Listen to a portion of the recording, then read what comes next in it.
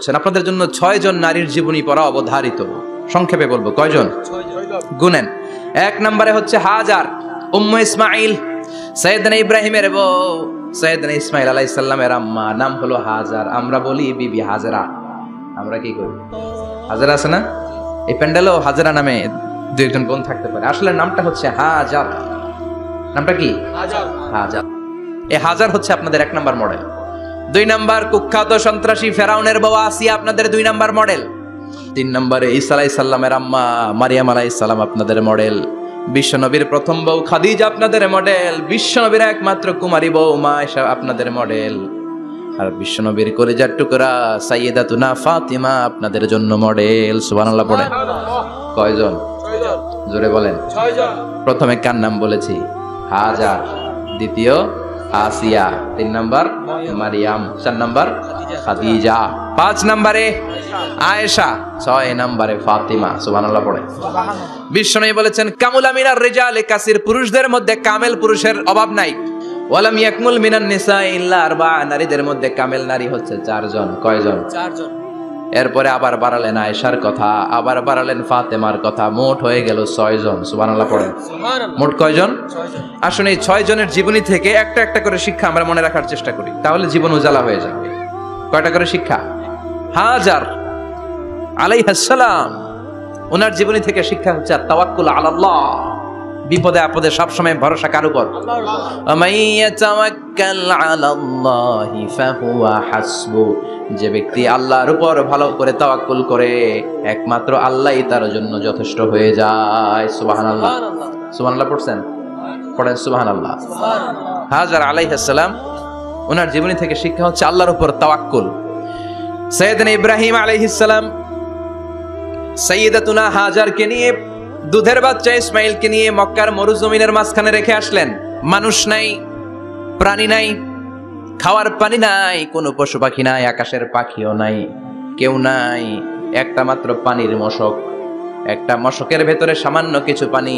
দুধের বাচ্চা ইসমাইলকে নিয়ে সাইয়্যিদাতুনা হাজার দাঁড়িয়ে রইলেন। কোনো কথা না বলে বিবি আর বাচ্চাকে রেখে চলে যাচ্ছেন।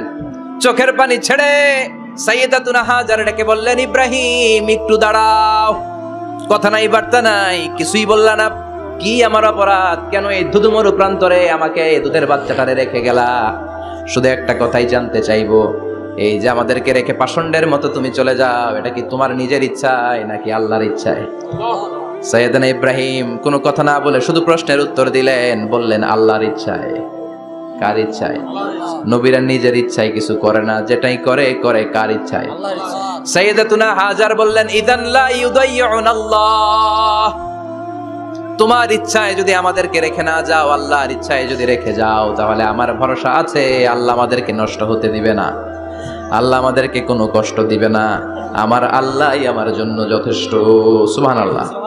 আপনারে মায়েরা যারা আছেন, আপনাকে আর আপনার 2 সন্তানকে নিয়ে আপনার স্বামী সিলেটের হাকালুকি হাওরের মাঝখান দিয়ে রেখে আসছে, কি করবেন? পিছনে পিছনে দৌড়াবেন, গালাগালি শুরু করবেন। যদি বলে আল্লাহর ইচ্ছায় তোমারে রেখে গেলাম, জীবনেও মানতে চাবেন না, বলবেন তোরেও বাদ দিলাম, তোর আল্লাহরেও বাদ দিলাম। আছে না নাই?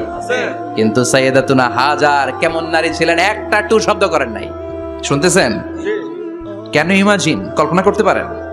দুধুমরু প্রান্তর, খাওয়ার কিছু নাই, পান করার কিছু নাই, কথা বলার মতো একটা মানুষ নাই, রৌদ্রের তাপ মরুভূমির বালুর উপরে এমন ভাবে পড়ে। সৌদি আরবের মরুভূমি যারা দেখেছেন, প্রচন্ড বালুর মধ্যে চাল রেখে দিলে চালগুলো মুড়ি হয়ে যায়। ওই প্রচন্ড মরুভূমির মধ্যে দাঁড়িয়ে বললেন, যদি আল্লাহর ইচ্ছা হয়, আমার আল্লাহ আমার জন্য যথেষ্ট। ঠিকই আল্লাহ যথেষ্ট হয়েছেন। এই মহিলাকে দিয়ে মক্কা আবাদ হয়েছে। মক্কায় কোনো মানুষ থাকতো না, এখন মক্কায় গেলে জায়গা পাওয়া যায়। 25 লক্ষ লোক আমরা হজ করেছি এবার। প্রতিদিন 3 লক্ষ 4 লক্ষ মসজিদুল হারাম একসাথে জামাত। জুমার নামাজের দিন 5 লক্ষ 7 লক্ষ 10 লক্ষ হয়ে যায়। এতগুলো মানুষ আগে ছিল না। সব হলো সাইয়্যিদাতুনা হাজারের ইমানের ফসল। সুবহানাল্লাহ। এই নারী এখানে থাকলেন আল্লাহর উপর ভরসা করে, ইমানের পরীক্ষা দিতে লাগলেন। একদিনের ব্যবধানে খাওয়ার পানির মশকের পানি শেষ। ইসমাইল আলাইহিস সালামের পায়ের ধাক্কায় জমজমের পানি এলো। জুরহুম নামক একটা গোত্র যাচ্ছিল, তারা এসে ওনার হাতে মরিদ হলো। সুবহানাল্লাহ। তারা এসে বলল, আমাদেরকে শুধু জমজমের পানি খেতে দেন, আপনি যা বলবেন সব আমরা মেনে নিলাম। শুরু হলো মক্কার আবাদ। হাজার হাজার মানুষ বাড়তে শুরু করলো, মক্কা শহরের এক্সপানশন হলো, গোটা বিশ্ব থেকে লক্ষ লক্ষ মানুষ এখন মক্কার দিকে ছুটে চিল্লায় বলেন ঠিক কিনা। এজন্য আমার মায়েরা অনেক লম্বা জীবনী, তার একটা ঘটনাই বললাম, সাইয়্যিদাতুনা হাজার, ওনার জীবনী থেকে আমার মায়েদের বোনেদের জন্য শিক্ষা, তাওয়াক্কুল আলাল্লাহ। বাঁচি আর মরি, সুস্থ থাকি আর অসুস্থ থাকি, বিপদে থাকি আর যেই কোনো সমস্যায় থাকি না কেন, ভরসা করতে হবে একজনের উপর, তিনি কে? আল্লাহ। আল্লাহর উপর যে ভরসার মতো ভরসা করতে জানে, আমার আল্লাহই তার জন্য যথেষ্ট, ঠিক কি না? তাহলে হাজার থেকে আমার বোনদের জন্য শিক্ষা হচ্ছে তাওয়াক্কুল করব আমরা কার উপরে? ভরসা রাখবো কার উপর? সবসময় আত-তাওয়াক্কুল আলাল্লাহ, আল্লাহর উপর ভরসা করতে হবে আমার মায়েরা, আমার বোনেরা। 2 নম্বরে বলেছি কার কথা? আসিয়া রাদিয়াল্লাহু তাআলা আনহা আলাইহাস সালাম, ফেরাউনের স্ত্রী। এই মহিলা অনেক দামি মহিলা, মুসা আলাইহিস সালামের পালক মা। সুবহানাল্লাহ পড়েন। নিজের সন্তান ছিল না, সাইয়েদনা মুসা আলাইহিস সালামকে লালন পালন করেছেন। গোপনে গোপনে মুসা আলাইহিস সালামের উপর ঈমান এনেছেন। গোপনে গোপনে রাত্রিবেলা তাহাজ্জুদ পড়ে চোখের পানি ছেড়ে চাইতেন কার কাছে? ফেরাউনের বউ আর ফেরাউনের ফিনান্স মিনিস্টার, অর্থমন্ত্রীর বউ, দুইজন লুকিয়ে কালিমা পড়ে মুসলমান। ফেরাউন কিছু জানে না। সুবহানাল্লাহ। কি আল্লাহর খেলা! ফেরাউন লক্ষ লক্ষ বনি ইসরাইলের ছোট্ট বাচ্চাকে জবাই করেছে একটা বাচ্চাকে ঠেকানোর জন্য, নাম কি? মুসা। আর ফেরাউনের ঘরে আল্লাহ মুসাকে বড় করলেন। কোন সুবহানাল্লাহ! লুকিয়ে লুকিয়ে ঈমান আনলো। ফেরাউনের বউ আসিয়া, অর্থমন্ত্রীর বউ, দুইজন মিলে ফেরাউনের কাছে ঘটনা পৌঁছে গেল, খবর পৌঁছে গেল। ফেরাউন ডেকে পাঠালো। দুধের বাচ্চাকে নিয়ে ফেরাউনের অর্থমন্ত্রীর বউ হাজির।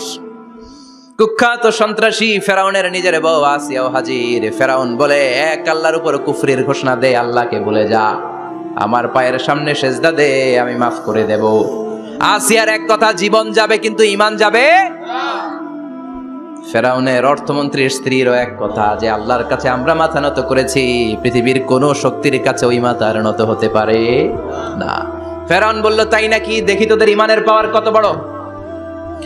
অর্ডার করলো, বিশাল বড় পাতিল নিয়ে আসো, কড়াই নিয়ে আসো, কড়াই ভর্তি তেল গরম করতে শুরু করো। টকবক টকবক করে কড়াইয়ের মধ্যে গরম তেল। ফেরাউন বলে, ও অর্থমন্ত্রীর স্ত্রী, তোমারে অনেক ভালো জানতাম, এখনই আমার পায়ের সামনে সেজদায় লুটিয়ে পড়ো, আল্লাহরে ছাড়ো, আমি তোরে ছেড়ে দেব।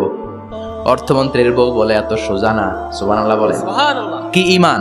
ঈমানের পথে অবিচল থেকে আমার মরণ যেন হয়, তোমারই কাছে মিনতি আমার, তোমারই কাছে মিনতি আমার, মহামহিম দয়াময়, ঈমানের পথে অবিচল থেকে আমার মরণ যেন হয়। পড়েন আমিন। আবার পড়েন আমিন। এক কথা, আল্লাহর সামনে মাথা নত করেছি, কারো সামনে করব না। ফেরাউন অর্ডার দিল, এই মহিলার দুধের বাচ্চাটারে টান দিয়ে আন, টকবক তেলের মধ্যে, কড়াইয়ের মধ্যে গরম তেলের মধ্যে ছেড়ে দে। মায়ের চোখের সামনে দুধের বাচ্চাকে গরম তেলের মধ্যে ছাড়ে। হিসাবটা কি সহজ নাকি? কথা বলেন। চিৎকার দিয়ে মা কেঁদে ওঠে, ছেড়ে দাও। ফেরাউনের নির্দয় অন্তরে দয়া হয় না। দুধের বাচ্চাটারে তেলের মধ্যে ছেড়ে দেওয়ার পরে মুহূর্তের মধ্যে ছেলেটা রোস্ট হয়ে যায়। কিন্তু ছেলেটা হাত উঁচু করে ডেকে বলে, মা ভয় পেও না, তোমরা দেখো টকবগে কড়াইয়ের ভেতরে তেল, আসলে মা এটা আগুন না, এটা জান্নাতের বাগান। ও মা, ফেরাউনের দিকে তাকাস না রে মা, আমার মতো দৌড় দিয়ে তেলের মধ্যে ঝাঁপ দে। আল্লাহু আকবার। ফেরাউনের অর্থমন্ত্রীর বউয়ের ঈমান দ্বিগুণ হয়ে যায়, 3 গুণ হয়ে যায়। সে বলে, ফেরাউন, গোটা পৃথিবীটারে এক পাশে করতে পারবি, কিন্তু আমার মাথাটা তোর পায়ের সামনে নোয়াতে পারবি? ফেরাউনের অর্থমন্ত্রীর ওই স্ত্রীকে বাচ্চার পরে ওই তেলের মধ্যে ঢেলে দেওয়া হলো। ওই মহিলাটাও রোস্ট হয়ে যায়। বাকি রইল ফেরাউনের বউ আসিয়া। কি নাম? আসিয়া কিন্তু দৃশ্যটা দেখেছে, চাক্ষুষ মৃত্যু দেখেছে দুইজনের। ফেরাউন বলে, আসিয়া, কত অন্তরঙ্গ সম্পর্ক আমাদের, আজীবন কত ভালোবাসা ছিল, কত খুনসুটি ছিল, কিন্তু আমার পায়ের মধ্যে সেজদা দিয়ে প্রমাণ কর তুই আমারে ভালোবাসিস। আসিয়ারও একই কথা, জীবন দিব কিন্তু ঈমান দিব না। ফেরাউন বলল, তোকেও আমি ছাড়বো না, তোকে আমি উলঙ্গ করব। হাজার হাজার মানুষের সামনে আসিয়ার কাপড় টেনে নেওয়া হলো, তক্তার মধ্যে শুইয়ে তক্তার মধ্যে হাতে পায়ে পেরেক মারা হলো। হাতের এই পাশ দিয়ে পেরেক ঢুকে ওই পাশ দিয়ে বেরোয়। তক্তার এপাশ দিয়ে ঢুকে ওপাশ দিয়ে বের হয়, ফিনকি দিয়ে রক্ত বের করে। আসিয়া সহ্য করতে না পেরে ডেকে বলে, আল্লাহ, ফেরাউন থেকে তুমি আমারে বাঁচাও। এই দোয়াটা সূরাতুত তাহরিমে আল্লাহ সরাসরি কোট করেছেন, রব্বিবনিলি ইনদাকা বাইতান ফিল জান্নাহ। ও আল্লাহ মালিক, তোমার পাশে জান্নাতে একটা ঘর বানায়া দিও। এরকম একটা সঙ্গীত আছে না নাই? এই সঙ্গীতটা সরাসরি সূরাতুত তাহরিম আসিয়ার দোয়া থেকে কোট করা হয়েছে। পড়েন সুবহানাল্লাহ। মালিক তুমি জান্নাতে, তোমার পাশে আমায় একটি ঘর বানিয়ে দিও, একটি ঘর বানিয়ে দিও, সে বিভীষিকাময় মহাদিনে তোমার প্রতিবেশী করে নিও। মালিক তুমি জান্নাতে, তোমার পাশে আমায় একটি ঘর বানিয়ে দিও, একটি ঘর বানিয়ে দিও। আল্লাহু আকবার। সেই 5000 বছর আগের দোয়া আজও আমরা তাফসীর মাহফিলে গান বানিয়ে বলি। 5000 বছর আগের কথা আজও আমরা কোরআনের আয়াত হিসেবে পড়ি। আল্লাহু আকবার। কি মাকবুল হয়েছেন মহিলাটা আল্লাহর দরবারে। আল্লাহরে বললেন, আল্লাহ, শুধু তোমার ইবাদতের কারণে আজকে আমার এমন দশা উলঙ্গ হওয়া লাগলো, তেলের মধ্যে ছেড়ে দেয়া হবে, তুমি বাঁচাও। আল্লাহ বললেন, জিব্রাইল, আমার জান্নাতটারে আসিয়ার চোখের সামনে তুলে ধর। আমার আসিয়া দুনিয়ার বুকে থেকে জান্নাত দেখে দেখে আমার মেহমান হয়ে আমার কাছে আসবে। আসিয়াকেও গরম তেলের মধ্যে ফেলে দেয়া হলো। দুনিয়ার বুকে থেকে জান্নাতের নমুনাটা দেখতে দেখতে সাইয়েদাতুনা আসিয়া আল্লাহর কাছে চলে গেলেন। পড়েন আল্লাহু আকবার। এজন্য ঈমানের পথে অবিচল থেকে আমার মরণ যেন হয়। পড়েন আমিন। তাহলে আসিয়ার জীবনী থেকে আমার মায়েদের জন্য শিক্ষা হলো, ঈমান ছাড়া যাবে না, বেঈমান হয়ে মরা যাবে না, মাজারে গিয়ে মুশরিকাদের কাতারে নাম তোলা যাবে। ওই মায়েরা ঈমান কেমন করে রক্ষা করবেন? ঈমান কত বড় দামি জিনিস। ঈমান একজন নারীর মর্যাদা আল্লাহর কাছে কত বাড়িয়ে তোলে। আসিয়ার জীবনে এই শিক্ষাটা আছে না নাই? কথা কম আছে, বোঝা যায়? বোঝা যায়। তাহলে প্রথমে জানলাম কার কথা? হাজারের কথা। হাজারার জীবনী থেকে শিক্ষা ছিল তাওয়াক্কুল করতে হবে একজনের উপর, তিনি কে? আল্লাহ। আসিয়ার জীবনী থেকে আমরা কি শিখলাম? ঈমান রক্ষা করতে হবে। জীবন যাবে, ঈমান যাবে, জীবন যাবে, ঈমান যাবে। 3 নম্বরে মারিয়াম আলাইহাস সালাম, আজীব একটা মহিলা, স্বামী ছাড়া তার পেটের ভেতরে সন্তান দিয়েছে কে? আল্লাহ। আবার উনার নামে কোরআনে একটা সূরা দিয়েছে কে? আল্লাহ। কি নাম? সূরাতু মারইয়াম। কাফ হা ইয়া আইন সাদ, যিকরু রাহমাতি রাব্বিকা আবদাহু যাকারিয়া। আল্লাহু আকবার। কি সুন্দর সূরা, কি অন্তমিল, কি চমৎকার ঘটনার বর্ণনা। উনার নামেও সূরা, উনার ফ্যামিলির নামেও সূরা। উনার আব্বার নাম ইমরান, মায়ের নাম হান্না বিনতে ফাখুজ। উনাদের ফ্যামিলিটা আল্লাহর কাছে এত প্রিয়, আল্লাহর একটা সূরা দিলেন ইমরানের পরিবারের সূরা। কোন? সুবহানাল্লাহ। কোরআনের 3 নাম্বার সূরা, সূরাতু আলে ইমরান। কি নাম? সূরাতু। আবার কোরআনে আল্লাহ ওনাকে বলেছেন সিদ্দিকা, মানে সত্যবাদী নারী। আবার আল্লাহ বলেছেন ওয়ালাইসা যাকারু কাল উনসা, এটা এমন মেয়ে কোন পুরুষ এই মেয়ের মতো হতে পারে? ওনার মা হান্না বললেন, আল্লাহ, আমার পেটে ছেলে না মেয়ে আমি জানি না। যখন মারিয়াম পেটে, আল্লাহ, ছেলে হোক মেয়ে হোক, বাইতুল মুকাদ্দাসের খাদেম হিসেবে তুমি কবুল করে নাও। আমার পেটে যা আছে তোমার জন্য মানত করে দিলাম। কিন্তু ভূমিষ্ঠ করার পরে দেখে মাইয়া, ভূমিষ্ঠ করার পরে দেখে কি? মেয়ে। ভাবছিল ছেলে, ছেলে হইলে খাদেম হবে, এখন মেয়ে।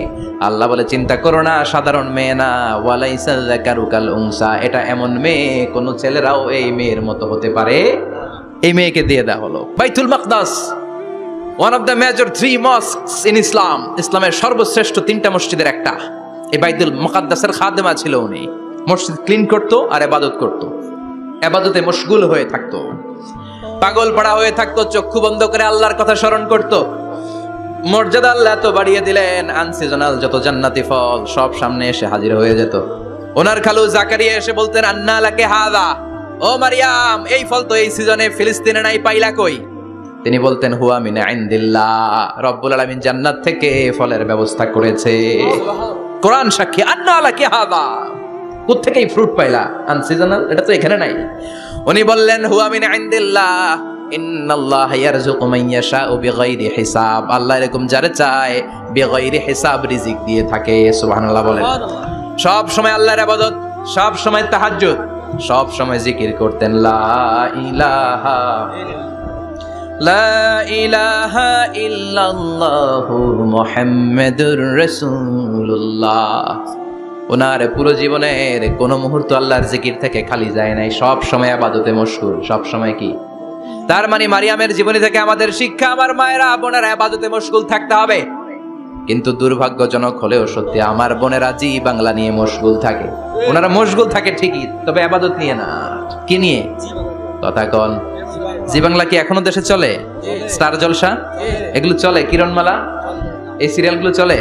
নতুন সিরিয়াল আসছে, নাম কত কয়েকটা, ওয়াজ মাহফিলে বলা লাগবে আমাদের। কি নাম, কি চলে এখন জানো না তুমি? সর্বনাশ, পাগলের মতো মহিলাগুলো বসে থাকে, রাতে দেখতে না পারলে সকালে কাজা কাফার আদায় করে, আছে না নাই? কাজা আদায় করে ফেলে সকালে। খবরদার, জি বাংলা, স্টার জলসা, হিন্দি মুভি নিয়ে মশগুল থাকা যাবে না আমার বোনেরা। আপনিই পারেন আপনার ফ্যামিলিটারে জান্নাতি ফ্যামিলি বানাতে, আপনিই পারেন পরিবারটারে শান্তিময় করতে। নারী ভালো তো পরিবার ভালো। এজন্য মারিয়াম আলাইহিস সালামের জীবনী থেকে আমার বোনদের জন্য শিক্ষা, ঘরের সব কাজ শেষে অবসর যে সময়টা পাবো ইবাদতে মশগুল হয়ে যাব, ঠিক কিনা? ইবাদতে মশগুল থাকার দরকার আছে না নাই? তাহলে মারিয়ামের মতো আপনাদের মর্যাদাও বাড়িয়ে দিবে কে? কয়জনের জীবনী গেল, আর বাকি কয়জন শুনবেন? কষ্ট হচ্ছে? এরপরে বিশ্বনবীর প্রথম বউ খাদিজা। কি সুন্দর নাম, খাদিজা বললে ভালো লাগে না? প্রথম নারী যিনি কালিমা পড়ে ইসলাম ধর্ম গ্রহণ করেছেন, আমাদের আম্মা জান। বিশ্বনবীর প্রথম বউ, 25 বছর বিশ্বনবীর সাথে সংসার করেছেন, 3 বছর বিশ্বনবীর সাথে জেল খেটেছেন, শিয়াবে আবি তালেবে। কেমন বউ? জামাইও জেলখানায়, বউ জেলখানায়।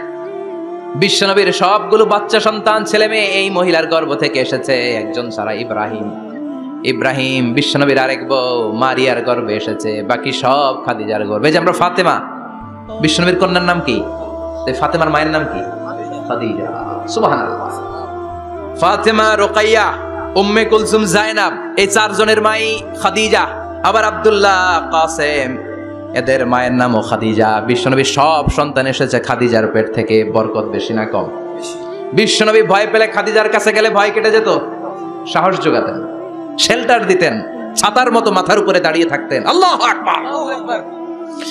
বিশ্বনবী বলতেন, রুজিকতু হুব্বাহা, খাদিজার ভালোবাসা আমার অন্তরে আল্লাহ রিজিক হিসেবে দিয়েছে। আবার বিশ্বনবী বলতেন, আল্লাহ যেই কিয়ামতের দিন বন্ধু বন্ধুরে চিনবে না, ভাই ভাইরে চিনবে না, কেউ কাউরে চিনবে না, ওই কঠিন দিনে আমি আমার খাদিজারে যেন ভুলে না যাই, আমার খাদিজারে যেন দেখা মাত্রই চিনতে পারি এটা আমার খাদিজা। খাদিজাকে নিয়ে মা আয়েশা একদিন একটা কটু কথা বলেছিল, ও নবী, কবে আপনার এই বুড়ি মহিলা, বুড়ি বউ খাদিজা ইন্তেকাল করেছে, তারপরে কত সুন্দরী সুন্দরী বউ আমরা এসেছি, আমার ভালো লাগে না? খালি বুড়ির কথা কন কেন?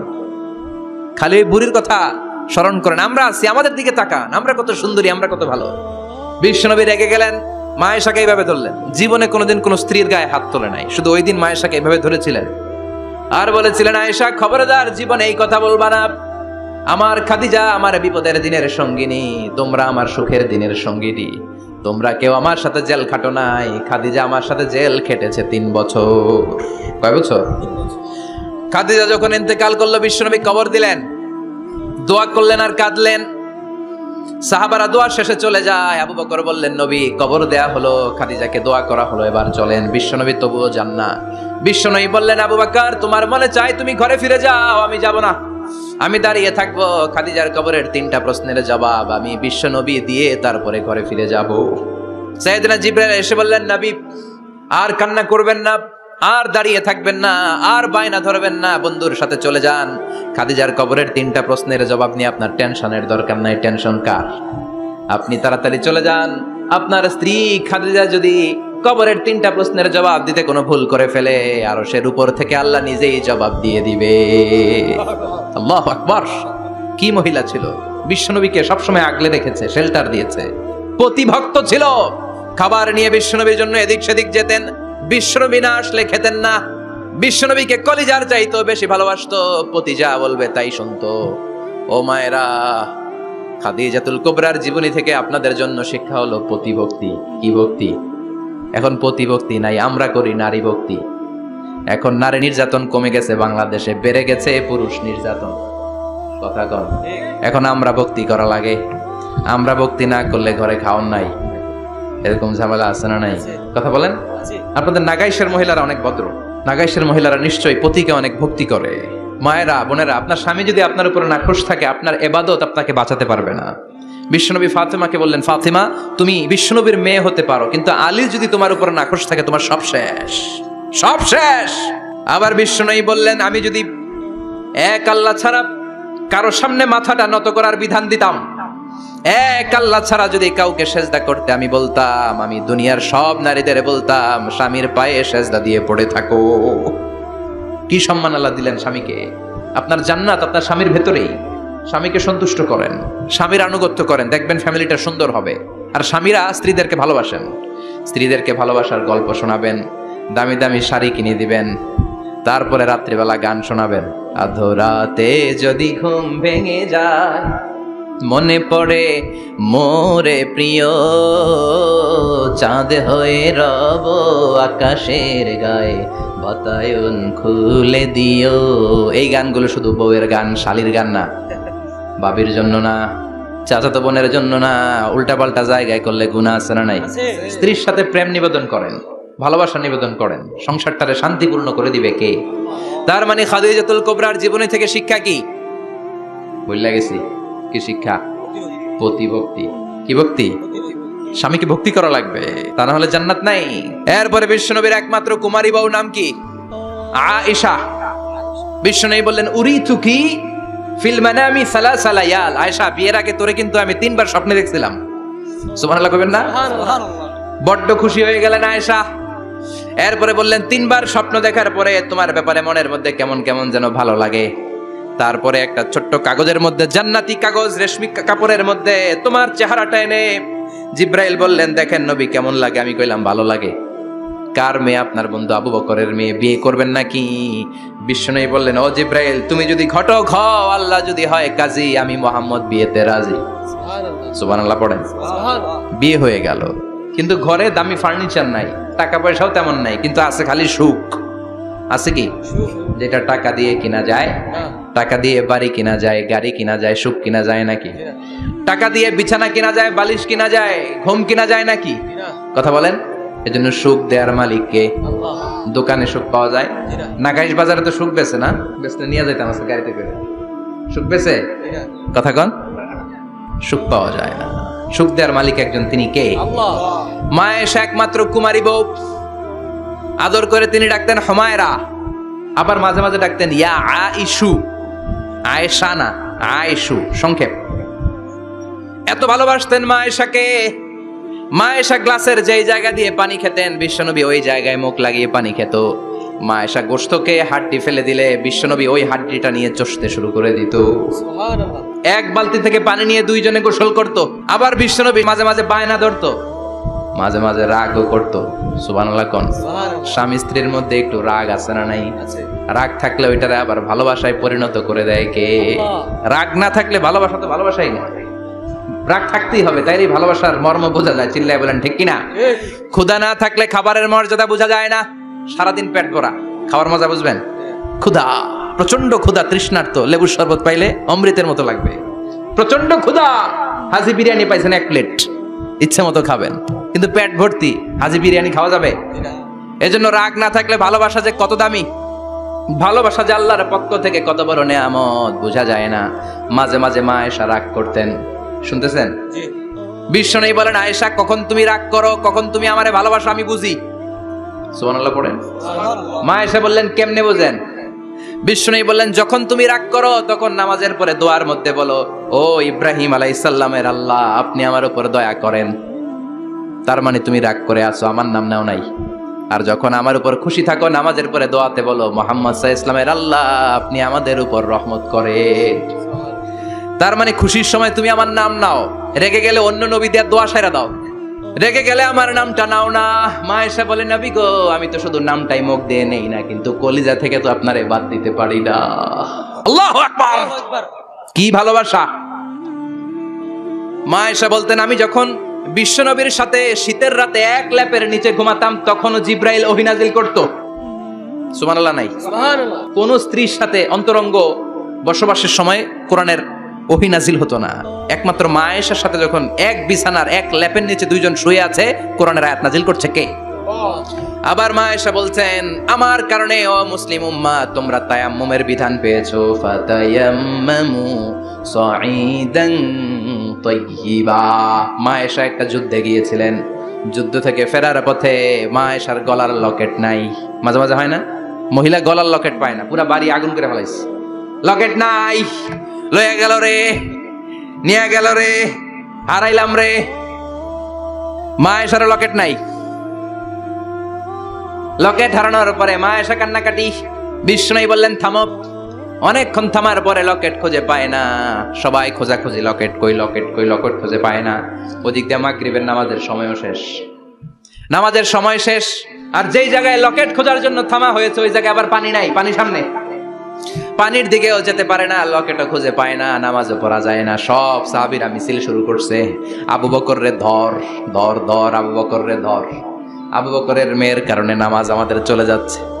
সাইয়েদনা আবু বকর ঘটনা বেসামাল দেখে আয়েশার কাছে গেল, যে দেখে বিশ্বনবী মা আয়েশার কোলের মধ্যে, ল্যাপের মধ্যে মাথা দিয়ে শুয়ে আছে। রাগের চোটে বুখারীর বর্ণনা, আঙ্গুল নিয়ে মা আয়েশার পেটের মধ্যে দিল এক খোঁচা। লকেট হারাইলি কেন? তোর জন্য বাইরে মিছিল চলে, তোর জন্য বাইরে সব সাহাবারা বলে নামাজ পড়তে হবে, সময় নাই। ও আবু বকর, আপনার মেয়ের কারণে এই কাণ্ড। খাসরা মানে কুমর। আবু বকর মা আয়েশার খাসরাতে এত জোরে গুতা মেরেছেন, মা আয়েশা বললেন এই গুতার কারণে আমি অনেক দূরে চলে যাওয়ার কথা ছিল ব্যথার চোটে, কিন্তু যাই নাই, কারণ কোলে কে? কোলের মধ্যে বিশ্বনবীর মাথা, নড়ে গেলে বিশ্বনবীর ঘুম ভেঙে যাবে, ব্যথাটা হজম করেছি, নড়ি নাই। আল্লাহ তখন আয়াত নাজিল করলেন, ফালাম তাজিদু মাআন ফাতায়াম্মামু সাঈদান তাইয়্যিবা। ও সাহাবারা, মিছিল বন্ধ করো। কোন নারীর বিরুদ্ধে মিছিল করো? এই নারীর সাথে তো বিয়ে আমি সরাসরি বিশ্বনবীর দিয়েছি। যাও, ওজুর জন্য টেনশনে ছিলা, টেনশনের দরকার নাই। আয়েশার কারণে আজকে নতুন করে একটা বিধান দিলাম, আজ থেকে যদি ওজুর পানি না পাওয়া যায়, বালুর মধ্যে 2 হাত বাড়ি মেরে তায়াম্মুম করো, নামাজ পড়ে নাও, কবুল করে নিবে কে? এ মা আয়েশার লকেট হারানোর কারণে তায়াম্মুমের বিধান নাজিল হয়েছে। কোন সুবহানাল্লাহ। মা আয়েশা বলতেন, আমার কোলে মাথা রেখে বিশ্বনবী শেষ নিঃশ্বাস ত্যাগ করেছে, আবার আমার ঘরের মধ্যেই বিশ্বনবীর কবর। সুবহানাল্লাহ। বিশ্বনবীর কবরটা কিন্তু মা আয়েশার ঘরের মধ্যে। এখনো বিশ্বনবীর কবর যেই জায়গায়, এই জায়গায় মা আয়েশার ঘর ছিল। সুবহানাল্লাহ। কোন 2210টি হাদিস বর্ণনা করেছেন। কত কথা কন? 2210টা। ফ্যামিলির হাদিস বর্ণনার জন্য মা আয়েশাকে আল্লাহ তাআলা বিশ্বনবীর ট্যাপ রেকর্ডার বানিয়ে পাঠিয়েছেন। যাই বিশ্বনবী বলতেন ট্যাপ রেকর্ডের মতো রেকর্ড করে সব সাহাবীদের কাছে বর্ণনা করতেন। কত কবিতা উনি নিজে জানতেন, নিজেই জানে না। কত মাসালা যে জানতেন তার কোনো হিসাব নাই। ইলমুল ফারায়েজ, বাপ মরলে ছেলে মেয়ে থাকলে কে কতটুকু সম্পদ পাবে, মা আয়েশার চেয়ে এই বিধান মদিনায় কেউ জানতো না। বিশ্বনবীর ইন্তেকালের পরে সাহাবাদের মধ্যে কোনো মাসালা নিয়ে কনফিউশন হলে সব সাহাবারা আম্মা জান আয়েশার কাছে এসে সলিউশন নিয়ে যেতেন। সুবহানাল্লাহ। কোন বিশ্বনবী যা বলেছেন সব মুখস্থ রেখেছেন, সব জ্ঞানের কথা ছড়িয়ে দিয়েছেন, সব সময় পড়াশোনা করতেন। সুবহানাল্লাহ। তার মানে মা আয়েশার জীবনী থেকে আপনাদের জন্য শিক্ষা হচ্ছে জ্ঞানার্জন, জ্ঞানানুরাগী হতে হবে। কি হতে হবে? জ্ঞানানুরাগী। বুখারীর বঙ্গানুবাদ পাওয়া যায়, কোরআনের বঙ্গানুবাদ পাওয়া যায়, ইসলামিক অনেক ভালো ভালো রাইটারের বই পাওয়া যায়, ঠিক কিনা? এগুলো পড়ার দরকার আছে না নাই? অনেকে বলে হুজুর আমার ছেলেটা মোবাইল ছাড়া কিছু বোঝে না। কি কয়? মোবাইল ছাড়া কিচ্ছু বোঝে না। হুজুর মোবাইল দিলে ঠান্ডা, মোবাইল নিলে কান্দে, এরকম আছে না নাই? এর কারণ হাজব্যান্ড ওয়াইফ দুইটার কাছে সবসময় মোবাইল। কথা কন। বাবার কাছেও মোবাইল, মায়ের কাছেও মোবাইল, তো ছেলে মোবাইলের জন্য কাঁদবে না তো কি করবে? বাবার হাতেও যদি বই থাকে, মায়ের হাতেও যদি বই থাকে, ছেলে মোবাইল চাবে নাকি? ছেলেও চাবে বই, ছেলে চাবে কি? কথা বুঝতে পেরেছেন? এজন্য জ্ঞান অনুরাগী হতে হবে মা আয়েশার মতো। মা আয়েশা 2210টা হাদিস মুখস্থ করেছে, আপনি কয়টা করছেন? উনি পারলে আপনি পারবেন না কেন? মায়েরা শুনতেছেন তো? আশা করি আপনারা শুনতেছেন। তাহলে মা আয়েশার জীবনী থেকে আমরা শিক্ষা পেলাম জ্ঞান চর্চা করতে হবে। সর্বশেষ কোন নারী? কথা কন। ফাতিমা রাদিয়াল্লাহু তাআলা আনহা, বিশ্বনবীর কলিজার টুকরা। চাচাতো ভাই আলীর সাথে বিয়ে হলো। আলী যখন প্রস্তাব দিল ফাতেমার কাছে, যে বলে ও ফাতেমা রাজি আছো কিনা? চুপচাপ, কথা কয় না। বিশ্বনবী বুঝলেন রাজি, দুইজনকে বিয়ে পড়িয়ে দিলেন। বিয়ে পড়িয়ে দুইজনকে দাঁড় করিয়ে দিয়ে বিশ্বনবী ওযু করলেন। অজু করার পরে সামান্য কিছু অজুর পানি ছিল আলীর মাথার মধ্যে ছিটিয়ে দিলেন, বরকতের পানি। সুবহানাল্লাহ কইবেন না? সুবহানাল্লাহ। অজু করে সাইয়েদনা আলীর মাথার মধ্যে ছিটিয়ে দিলেন আর দোয়া করে দিলেন, বারাকাল্লাহু লাকুমা ওয়া বারাকা আলাইকুমা ওয়া জামাআ বাইনাকুমা ফি খাইর। আল্লাহ তোমাদের দুইজনকে বরকত দিয়ে দাম্পত্য জীবন শুরু করার তৌফিক দান করুক। আবার দোয়া করলেন, আল্লাহুম্মা বারিক লাহুমা ফি বিনাইহিমা, ওদের সম্পর্কে বরকত দেন। ওয়া নাসালিহিমা শিবলিহিমা, ওদের গর্ভে যে সন্তান আসবে এগুলোর শ্রেষ্ঠ সন্তান বানান। 1 বছরের ব্যবধানে ঘরটাকে আলোকিত করে প্রথম সন্তানের জন্ম হাসান। সুবহানাল্লাহ। হাসান রে বিশ্বনবী এত আদর করেছেন, বিশ্বনবীর কাছ থেকে এত আদর কেউ কোনোদিন পায় নাই। হাসান রে বিশ্বনবী ডাকতেন লুকা। বুখারীর বর্ণনা, শব্দটা কি? লুকা মানে পিচ্ছি। ছোট বাচ্চাদেরকে আপনারা কি কন? আরে পিচ্ছি তো আমি কইছি, আপনারা কি কন? নাগাইছে কি বলেন? বাচ্চা বলেন, বাবু বলেন, আর কিছু কি বলেন? আর আর কিছু নাই। তাহলে যে বাবু পিচ্ছি, হ্যাঁ, এই বাবু পিচ্ছি আরবি হচ্ছে লুকা। বিশ্বনবী ফাতেমার ঘরে এসে বলতেন, আইনা লুকা, পিচ্ছিটা কই রে? আমার হাসান কই, আমার নানা ভাই কই? আর বিশ্বনবীর আওয়াজ শুনলে হাসান এসে বিশ্বনবীর কাঁধে, আল্লাহু আকবার, আল্লাহু আকবার। বিশ্বনবী বলতেন, ফাতেমা আমার কলিজার টুকরা, যে ফাতেমারে কষ্ট দেয় সে আমারে কষ্ট দেয়, ফাতেমারে আনন্দ দেয় মানে আমি বিশ্বনবীরে আনন্দ দেয়। এই ফাতেমা সব সময় পর্দায় থাকতেন, দিনের বেলা বেরোতেন না, সারা দিনে টয়লেট করতেন একবার, সেটাও করতেন রাত্রে, যাতে দিনের বেলা কেউ তারে না দেখে। কি ব্যালেন্স লাইফ, কি ব্যালেন্স লাইফ! রাতে একবার টয়লেটে যাওয়া মানে কি সারাদিন খাওয়া দাওয়া এরকম ব্যালেন্স করে করতেন। কেউ দেখতে পারে নাই ওনারে, কেমন ছিল কেউই জানতো না। এমন ভাবে চলাফেরা করতো, কোনো পুরুষদের সামনে দিয়ে কখনো যেতেন না। এজন্য ইন্তেকালের আগে আলীকে বললেন, আলী, বিশ্বনবীর ওসিয়ত অনুযায়ী কিছুদিন পরে আমি আমার বাবার সাথে সাক্ষাৎ করব। ইন্তেকালের সময় বেশি লোক আমার জানাজাতে আসার দরকার নাই, নিজেরা দোয়া করে দিলে চলবে। আর আমার জানাজার খাটিয়ার উপর দিয়ে বিশাল একটা বোরকা দিয়ে দিও। এটার আরবিতে বলে নাউশ। কি বলে? এই প্রথম কোন নারী তার খাটিয়ার উপরে নাউশ ব্যবহার করেছে, জন্য এটাকে বলে সুন্নাতু ফাতিমা, ফাতেমার সুন্নাত। সাইয়েদাতুনা ফাতেমার আগে কেউ জানাজার খাটিয়াতে নাউশ ব্যবহার করে নাই। আল্লাহু আকবার। আলীকে বলে গেলেন, আলী, অল্প কয়েকজন পুরুষ নিয়ে জানাজা দিও, বেশি মানুষের কাছে আমারে নিও না। দুনিয়ার বুকে আমি লুকিয়ে লুকিয়ে চলতাম, মরার পরে লুকিয়ে লুকিয়ে আল্লাহর কাছে চলে যেতে চাই, পুরুষদের সামনে আমারে নিও না। ও মা, এই ফাতেমার জীবনী থেকে আপনার জন্য শিক্ষা হলো পর্দা। সব সময় এই পর্দাটা দেহে থাকার দরকার আছে না নাই? রাজি আছেন তো? তাহলে এই 6 জন নারীর জীবনে যদি আমার মায়েরা পড়ে, আমার মায়েরা বোঝে, ওই মায়েরা বিপদগামী হতে পারে নাকি? হতে পারে। তাহলে 6 জনের আবার রিভাইজ করে চলেন। প্রথমে বললাম কার কথা? হাজারের জীবনী থেকে শিক্ষা কি? আল্লাহর উপর তাওয়াক্কুল। 2 নম্বরে বললাম কার কথা? আসিয়ার কথা। আসিয়ার জীবনী থেকে শিক্ষা হলো ঈমানের পথে অবিচল থাকতে হবে, ঠিক কিনা? তারপরে মারিয়ামের জীবনী থেকে শিক্ষা হলো সব সময় ইবাদতে মশগুল। খাদিজার জীবনী থেকে শিক্ষা হলো প্রতিভক্তি, স্বামীর প্রতি আনুগত্য। মা আয়েশার জীবনী থেকে শিক্ষা হলো জ্ঞান অর্জন করতে হবে কার খুশির জন্য। আর ফাতিমার জীবনী থেকে শিক্ষা হলো সব সময় পর্দা, গায়ের মধ্যে থাকার দরকার আছে না নাই? মানতে রাজি আছেন? এই 6 জনের জীবনী গ্রন্থ কিনা যাবে না? কিনতে রাজি আছেন তো? কথা কয় না? সবাই রাজি? নারীদের জন্য জান্নাতে যাওয়া সহজ, very easy way. Our beloved Prophet Muhammad has prescribed a very easy way to enter the paradise for the women. নারীদের জন্য জান্নাতে যাওয়ার সহজ শর্টকাট। মায়েরা আবার কান খাড়া করেন খরগোশের মতো, শর্টকাট বলে দিয়ে যাই। আল মারআতু ইযা সাল্লাত খামসাহা, বিশ্বনবী ফরমান 4টা কাজ যে নারী দুনিয়ার বুকে করবে, ওই নারীর জন্য জান্নাতের 8টা দরজা খুলে দিবে কে? আল্লাহ। 1 নম্বর, আল মারআতু ইযা সাল্লাত খামসাহা, 5 ওয়াক্ত নামাজ যে মেয়েরা পড়বে, সামাত শাহরাহা, যারা রমজানের রোজা রাখবে, আতাআত বালাহা, স্বামীর আনুগত্য করবে, হাফিজাত ফুরুজাহা, লজ্জাস্থানের হেফাজত করবে। এই 4টা কাজ যে নারীরা করবে, 8টা জান্নাতের দরজা তাদের জন্য খুলে দিবে কে? আল্লাহ। সহজ হয়ে গেল না? মাত্র 4টা। কয়টা? 4টা। আরো জোরে বলেন, কয়টা? 4টা। মাত্র 4টা কাজ। আর কিছু কাজ করতে বিশ্বনবী নিষেধ করেছেন।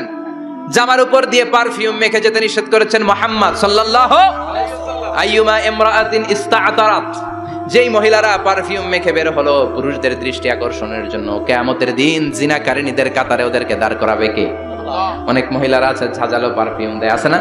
টেম্পুর মধ্যে বসাই যায় না, না? সিএনজিতে বসছেন, এদিকে বসছে খালাম্মায়, হায় হায়। মায়েরা খেয়াল করে শুনেন, আপনাদের ড্রেস কেমন হবে? নাম্বার 1, আপনার পুরো দেহটা ঢাকা থাকতে হবে। যে ড্রেস পরবেন, you should cover your whole body. শুধু হাতের এই 2 কবজি আর চেহারা খোলা রাখতে পারবেন, তবে চেহারা ঢেকে রাখা উত্তম। একজন মহিলা বোরকা পড়ছে কিন্তু চেহারা খোলা, তার হেজাব হয় নাই, পর্দা হয় নাই, এটা বলা যাবে, কিন্তু উত্তম হচ্ছে চেহারা ঢেকে রাখা, কারণ চেহারা সৌন্দর্যের রাজধানী। Face is the capital of beauty, ঠিক কিনা? চেহারা দেখলাম তো সব বোঝা গেল, ঠিক কিনা? কেমন মাধুর্যতা আছে, দেখতে কেমন সুন্দরী কিনা সব বোঝা যায়। এজন্য চেহারাটাও ঢেকে রাখবেন, চোখটা খোলা রাখবেন। বিশ্বনবীর স্ত্রী উম্মে সালামা বলে, দেখার জন্য আমার 2 চোখের দরকার নাই, লাগবে 1 চোখ। উনি আরেক চোখের মধ্যে আরেক কাপড় দিয়ে রাখতেন, এমনি তাকাইতেন। সাহাবারা বলতেন উনারা দেখলে আমরা দিতাম দৌড়, ভয় লাগতো। চোখ একটা দেখা যায় আর একটা খোলা, উনারা দেখে আমরা এদিক সেদিক পালিয়ে যেতাম। আবার অনেক মহিলারা পা ঢাকে না, পা কিন্তু পর্দার অন্তর্ভুক্ত। সব সময় মেয়েরা পা মোজা পরে বেরোতে হবে, পা দেখানো যাবে না। হাদিসে এসেছে শুধু হাত এতটুকু, পা কিন্তু পর্দার অন্তর্ভুক্ত। উম্মে সালামা বললেন, ইয়া রাসূলুল্লাহ, আমরা তো হাঁটতে গেলে অনেক সময় পা দেখা যায়। বিষ্ণু বললেন, তাই? তাহলে 1 বিঘত নিচ দিয়ে কাপড় বাড়াও। উম্মে সালামা বললেন, জোরে হাঁটলে তো তারপরও দেখা যাবে। বিষ্ণু বললেন, 1 হাত বাড়াও, ধুলাবালি সহ টানবা, তারপরও পায়ের 1 ইঞ্চি দেখানো যাবে। তাহলে ড্রেস কোডের প্রথম নিয়ম হচ্ছে পুরো দেহ ঢাকবেন। 2 নম্বরের নিয়ম, পোশাক ঢিলে ঢালা হবে না টাইট ফিটিং? আরো জোরে বলেন।